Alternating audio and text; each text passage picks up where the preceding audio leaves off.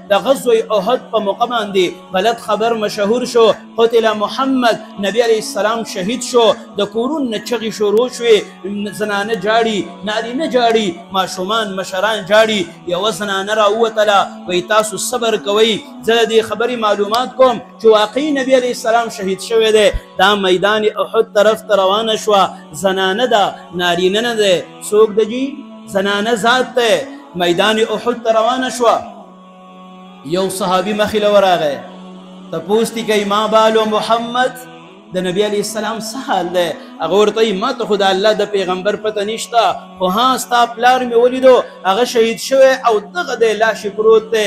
هغې وی انا لله و انا الیه راجعون. اډو پروا یې ونه کړه، په مخ کې روانه ده. بل صحابي مخې له ورغی، تپوس کوي ما بالو محمد، د نبی علیه السلام څه حال دی؟ هغه ورته وایي ما ته خو پته نشته، خو ستا ورور شهید شوی دی، لاش یې دا دی پروت دی. وی انا لله او په مخ کې روانه ده. بل صحابي مخې له ورغی، ما بالو محمد، نبی علیه السلام څنګه دی؟ وی پته نشته او خاوند شهید شوی، لاش یې پروت دی. وی انا لله و انا الیه راجعون. په مخ کې باندې روانه ده. بل صحابي ورغی، ما بالو محمد، نبی علیه السلام څنګه دی؟ وی د هغه خو راته پته نشته، زوی دې شهید شوی دی، لاش یې پروت دی.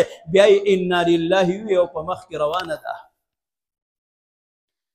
د بل صحابي نه چې تپوس وکړو، دغه دی نبی علیه السلام صحیح سالم محفوظ موجود دی، تشریف فرما دی. په منډه وراله، نبی علیه السلام د صادر د یو ګوټ نه ونیو او یو عجیبه جمله یې وویله، وی کل مصیبت بعدک جلل یا رسول الله.